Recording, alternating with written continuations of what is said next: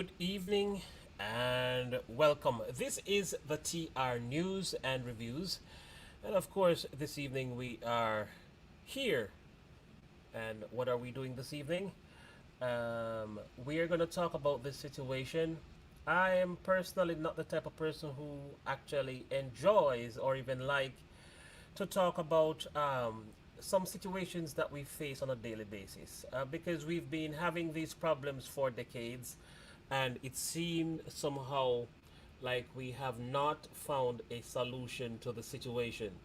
So, because of how everything is going, and we have been unable to find a solution to the problem, then sometimes I hate to talk about it. Anyway, we're not going to wait for a large crowd to gather before we start. Before we start what we have to talk about this evening. Let me just say welcome to everybody that is present right now in the building. We appreciate your presence. We appreciate that you're here. We are happy that you're here. So, welcome to the show, one and all. Thank you so much for coming. All right, we're going to dive right into our presentation. Now, this evening's story is about an officer, and this story is actually not a very new one, neither it is very old. This happened about a month and about 6 weeks ago, to be exact, if I remember well.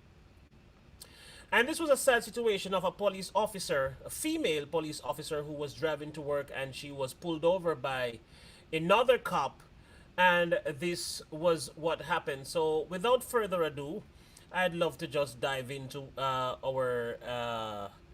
our treat or the program this evening that we have. So, this is our officer right here.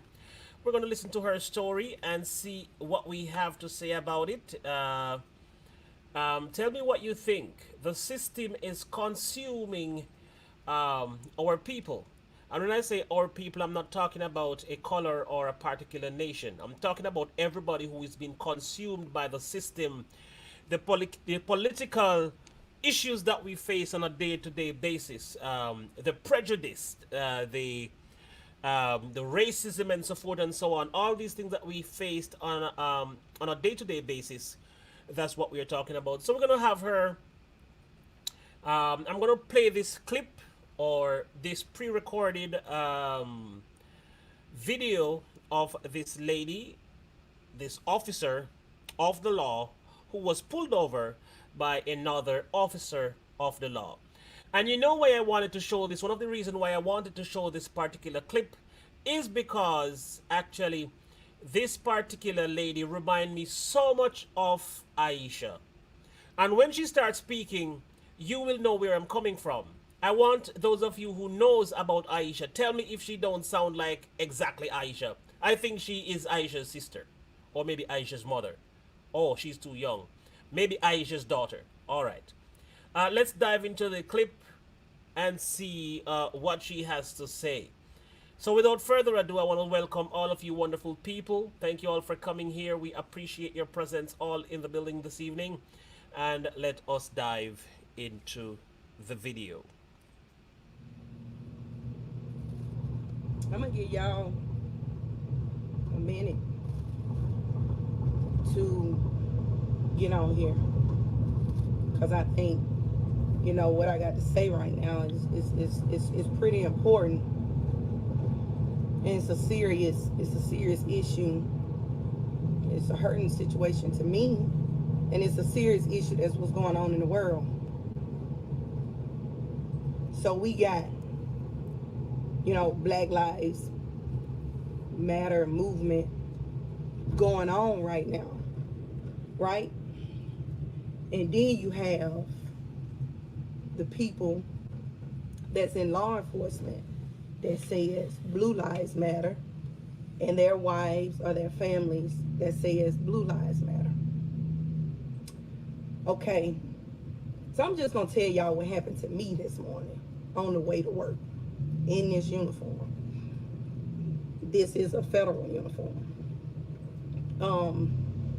So I'm driving down 65 North, traveling to Huntsville. And I see Blount County. I know where they sit. every day. I see the officer with the radar gun. My front two windows are down. Each morning to work, I listen to my inspirational music on Pandora because it's a dangerous road. I travel 1,000 miles a week. We gotta lose this guy. Who is it? So my windows are down. I'm just in my spiritual mood. I see him with the gun, radar gun. I knew that I was going to get stopped. Wasn't speeding. Wasn't doing anything.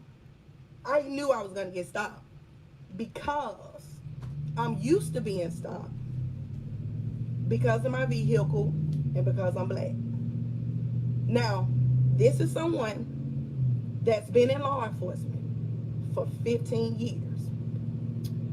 So, I go ahead and get over in the center lane because I know I'm going to be the one that, I see him come out, I know I'm going to be the one that stopped. See him, get behind me, he turns on his lights, and I make a phone call, get my girlfriend on FaceTime so she can see this and hear. He comes up to my window, and he sees my uniform, but I will say, I asked him immediately, and you all have the right to know why you are being stopped. Because when I was trained back in 2005 as an officer, deputy, a law enforcement officer, approach your window, they are supposed to give their name.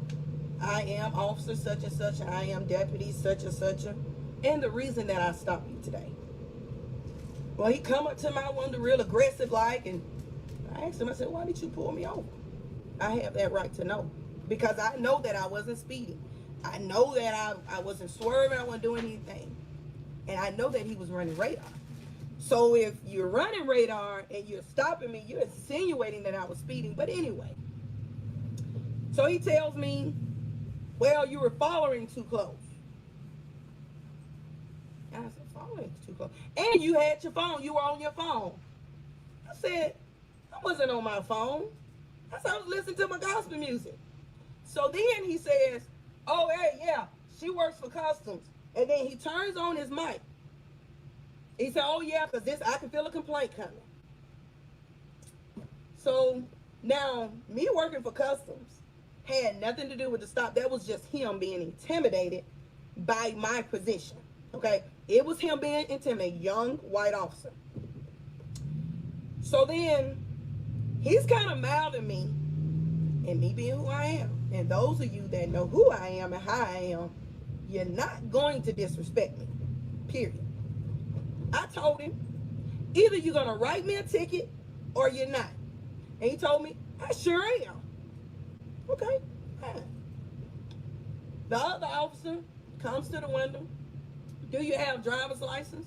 Well, what kind of question is that? I mean, I am sitting here in a federal uniform. You would think that assume that I have a license, right? I hand him my license. And then he says, well, I need the registration. Now, for those that do not know, when you register your tag, you have to have insurance, right, in this state. And it is leaked because the system's a lot better when I was a deputy at Jefferson County, okay? They can see your insurance. Well, I said, sir, y'all can pull that up, right? No, not out of state. Well, my tag is Alabama. Okay. I'm looking for my registration as I show him my proof of insurance first on my phone. And then he asks for registration now, y'all. He taking me down through there now. He's every little thing he can do. Let me see your registration. Now, you know you can run the tag, y'all, and see that my tag is valid and it is current. But anyway, he wants to see my registration. So I dig through my glove box. I'm trying to find it, and he's steadily, the other officer is steadily kind of tunning at me. You think you above the law? I said, excuse me, how do you think I'm above the law? How do you think that I'm above the law? Because I didn't ask for a break. Hell, if anything, I said, give me a damn ticket. I didn't ask for a break. So I find my registration. He looks at that, but all along, he's trying to provoke me, okay? And I told him, I said, sir, I will not argue with you. I'm not going to go back and forth for you. I'm not going to argue with you. So I say, I'm trying to simply give you what you asked for. That's what I'm trying to do. So then he tells me that, you just something about me having an attitude. I said, let me ask you a question. Do you know me? I said, because if you don't know me, you don't even know me well enough to even know if I do have an attitude. How are you going to meet somebody right away and know in that moment if they have attitude or if they're sad or if they're anything about, you don't even know them. You don't know me to know whether or not I have an attitude. So y'all, he come back to the window with these 2 tickets, okay? Texting and driving. Now, I could pull my phone record up. I wasn't on the phone. I wasn't texting. I was listening to Pandora, John P. Key station, to be exact. Texting and driving and following too close. Now, let me tell y'all something. Let me educate y'all. Every law enforcement officer in this country know if I write you a ticket for following too close, I'm just giving you a ticket, okay? Because according to the law, it's every 10 miles per hour, there should be 20 feet. So if you're going 70, what's that? 70 feet. Now, how many people got 70 feet in between each car? So technically, we all follow too close, right? So we know if you get that ticket or you're giving that ticket, that's that cop being a butthole. So I get the tickets, and he tells me, my name is such and such and such. If you want to complain, and the city hall is here. And I said, okay. I wrote his name. As I'm writing his name down, he tells me it's on the ticket. And then let me go back, y'all. He said, well, I know you enforce federal law, but state law. I said, I enforced state law for 9 years as a deputy sheriff. So he's looking at me and thinking this black female and taunts me that's got a federal job with customs, whoop-de-doo. This is how he acts now, okay? But he didn't know my background. He don't know that I've been doing this for 15 years. I know the law, state, local, and federal. I know that. So I get my tickets. I'm upset. I'm so mad, y'all, that I'm crying because I'm angry. I'm angry for a lot of reasons. I'm angry because as a black female, I have had so many bad run-ins with the police, even as a police. So when I hear black males talk about experiences, when I hear those, I don't discredit them. I know that there are facts. I know what they're saying is the truth. To be honest with you all, the way that this traffic stop happened and was conducted today, had I been in civilian clothes, and it would have went differently. I do believe that in my mind and my heart that things would have went a lot differently had I been in civilian clothes. And that's why we have these shootings. Because what happens is when you question the police and they don't like that, they get angry. They get upset. So when they get upset and they get angry, they forget about everything that they were trained on. They forget about everything that you're supposed to do. They forget about the fact that when you put this uniform on, you're actually held to a higher standard than the next person. You're actually supposed to have a thicker skin than the next person. So when somebody do get an attitude with you, when somebody do curse you, you still supposed to stay in character. Now, when your character messed up, it's just messed up in his uniform. Now, that's a fact. But this is what you're supposed to do. That's your job. That's what you're supposed to do. So for me, it just, my feelings, my emotions, I just erupt. I was angry. Like right now, I was supposed to go to the hospital. I can't even go to work because I was that mad and I was that upset because my girl had to tell me stop reaching for stuff because they were back there. They, I'm looking, I'm trying to put stuff in. She's like, stop all that moving. I told her I ain't stopping nothing. Now, that was a very good point of hers because the way they was acting, it really didn't matter about me being in no uniform. It did not matter.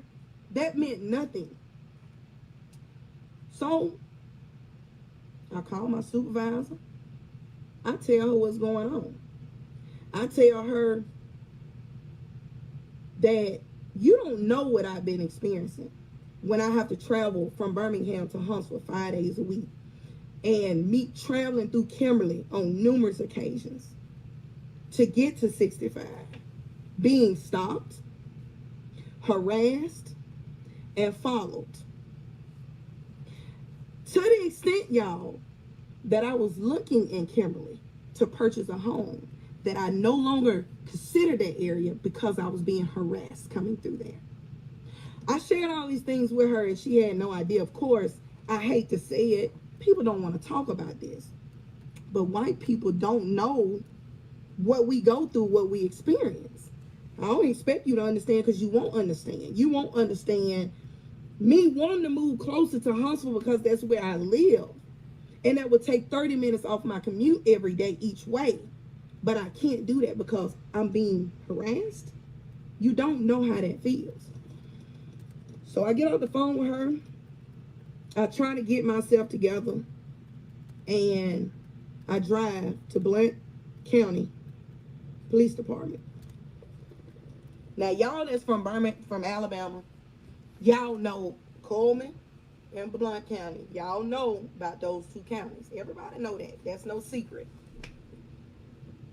So I get there and I ask the people, the dispatchers, they were so nice. Hey, how you doing? Because I guess they figured I was there for business or official business.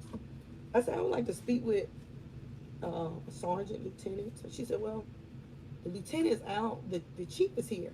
He's in the meeting with the mayor. She said, give me just a minute. They offered me coffee and everything. I told them, look, I'm probably the only person that wear a uniform that don't drink coffee. I said, I don't drink no coffee. So I stood outside, I waited, and I went upstairs. She introduced me to the mayor and the chief. So me and the chief, we went in his office. And we talked a good 30 to 45 minutes. And the chief, old school, probably been in law enforcement, probably as old as I am, probably. And he told me that was very unprofessional on their part. And that he was about to call them in the office. Now, honestly, y'all, I thought they were going to beat me to the office because knowing that they couldn't have thought that I was just going to proceed to work, which they probably did, and not complain. Maybe they didn't think that I was going to go straight to that. Because I know if I had pulled over an officer and this went down, I'm going to my supervisor, hey, Sue, this is just what happened. I'm just giving you a heads up. But no, they didn't. So we talked and he told me, he said, first of all, I'm old school. And where was the courtesy? You know, that was the first thing he said. Well, y'all, I'm going to tell y'all like this. I believe in when you right, you right. When you wrong, you wrong. And I believe that if I am doing wrong and I deserve a ticket, then I get a ticket. And I will pay that ticket. Okay? I have no problem with that. But to be done like that on a traffic stop is unacceptable. It's unacceptable because I told the chief, I said, what if I wasn't in uniform? What if I was not in uniform when this happened? How would that have went? And he told me, he said, we're all supposed to be in this together. And when he said that, I proceeded to say, you know, I come up and down that highway twice a day. What if y'all done seen these cop shows and highway patrol, and the police don't always win? Now, the suspect get the upper hand, and what if I'm traveling and I see the police? Me being who I am, and a lot of people know, but they know when I work Center Point, they used to call me Big Red. They know when I work. They know Jackson didn't play, so they know I ain't no lightweight. If I was to see an officer need my help, I'm stopping and I'm going to help. But just think about this, y'all. After today, after this man, these two guys have done me, and the chief stops me in that statement, and he says, "I was just thinking that, like, he may need you one day." I mean, that's realistically, y'all. I mean, they're sitting there on the highway, they running right at it, and you know what he told me, y'all? This is what's gonna get y'all.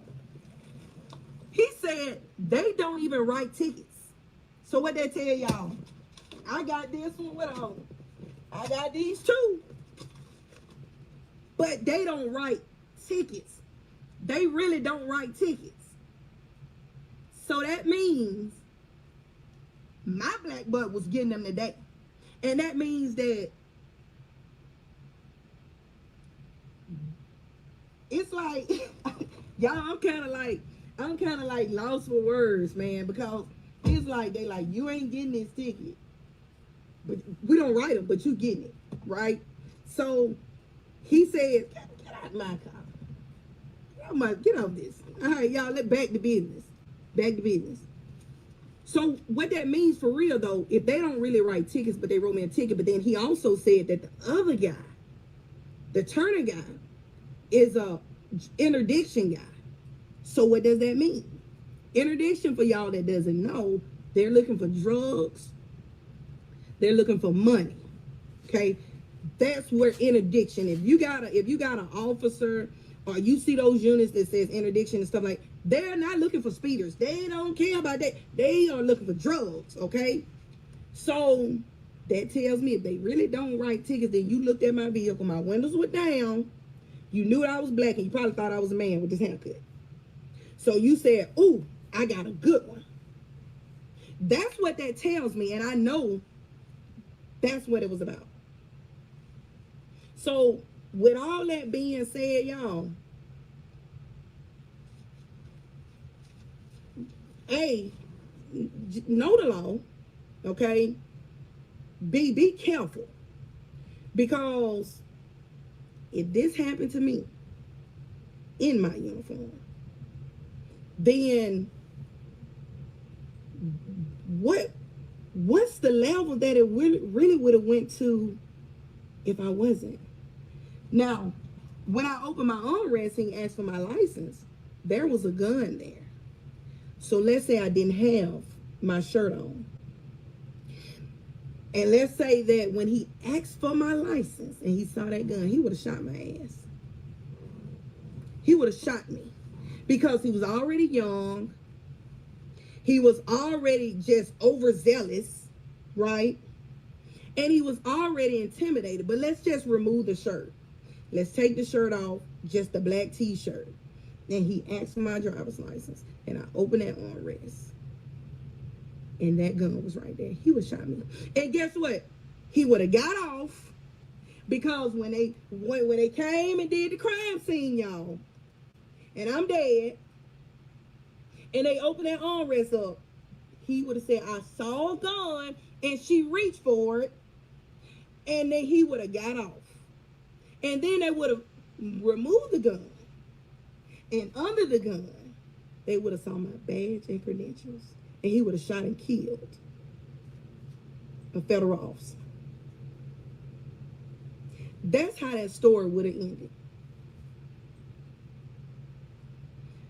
So I didn't make it to work today because my stomach is literally in knots. I'm so angry, I'm so hurt, and I'm heartbroken. More so, not my experience, but y'all experiences, what we go through. Because for those that says all lives matter when we say Black Lives Matter, or that says Blue Lives Matter, to come back when you say Black Lives Matter, you're racist.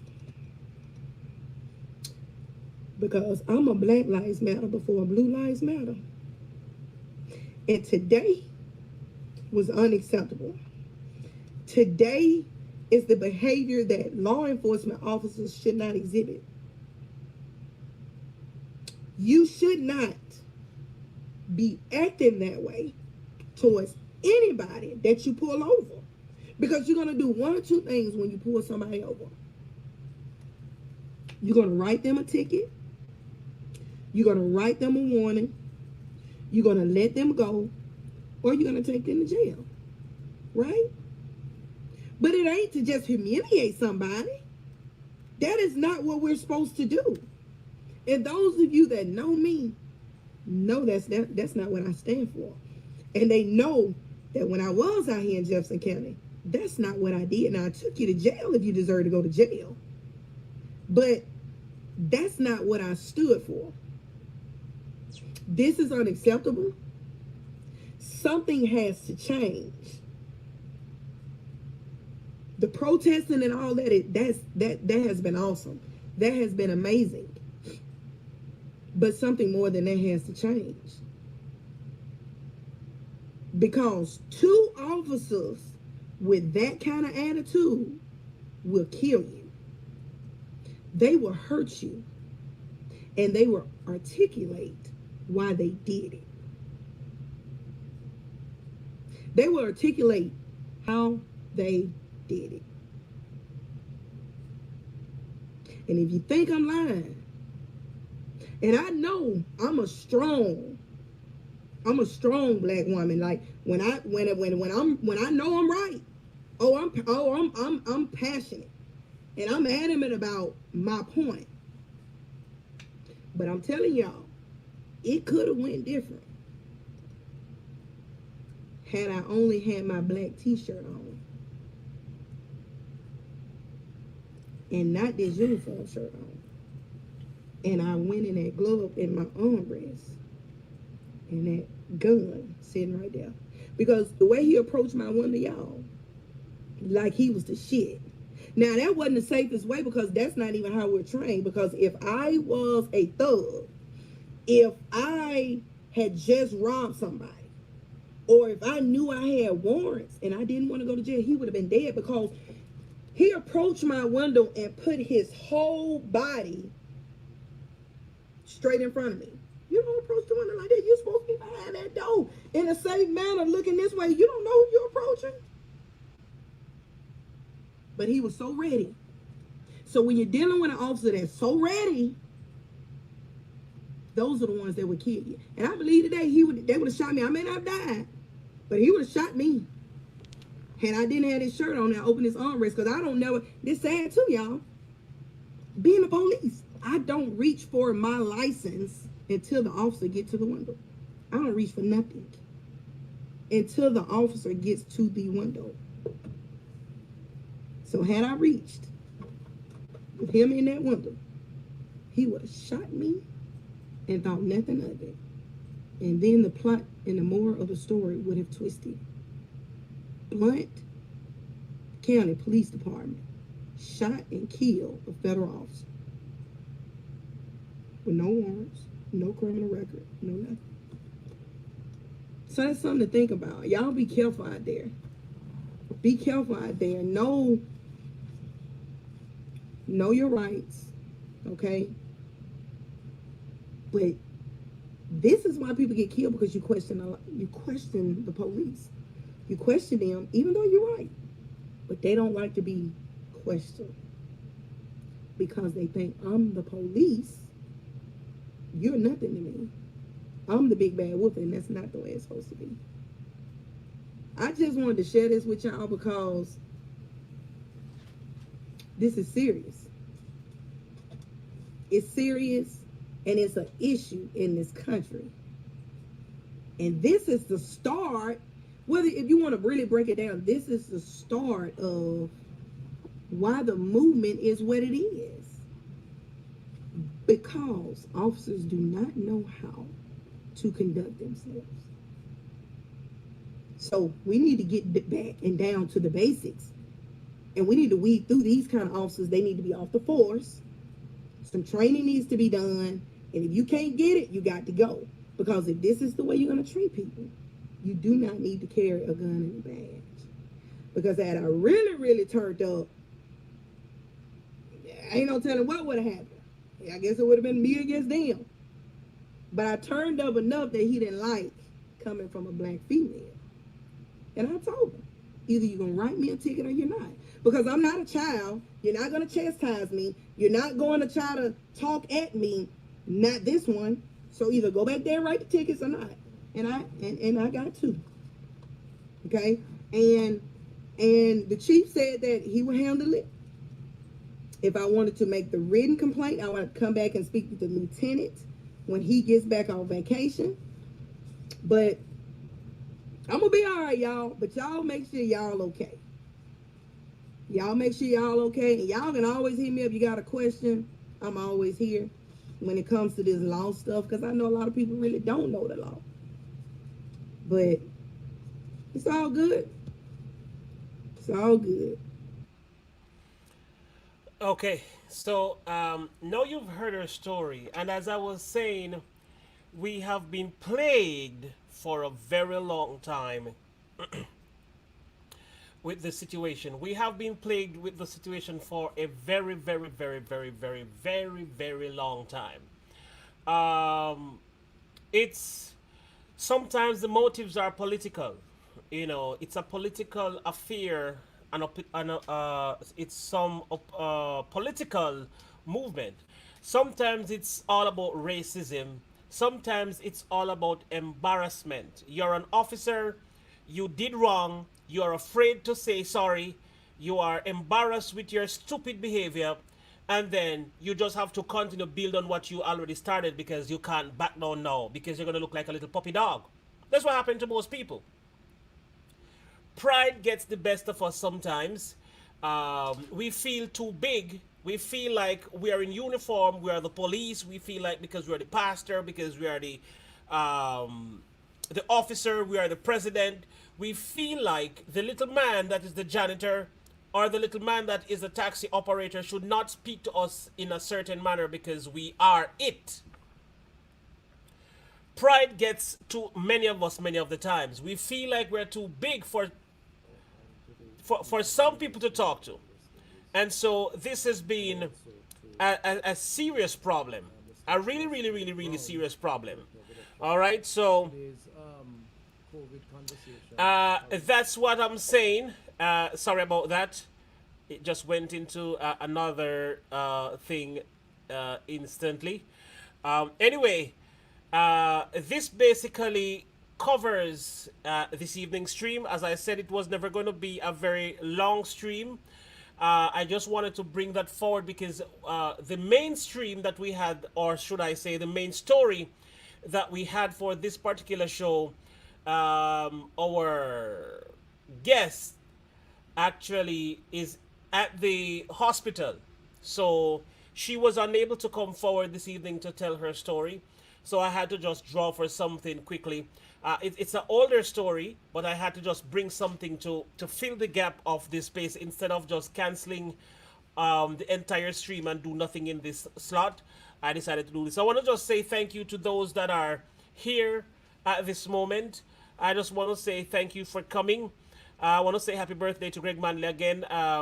Big shout out to Amazing Maisie, Carter Club, Donna Johnson, Greg Manley, Hong Kong Explorer. Thank you for coming, Rebecca, God's Messenger, the Allwood Passy. Thank you all for coming. God bless you all until we meet again. I am yours truly, TR Nayarix. Walk good for those who walk. Drive good for those who drive as we keep on pressing towards the mark of the higher calling. Thank you all for coming.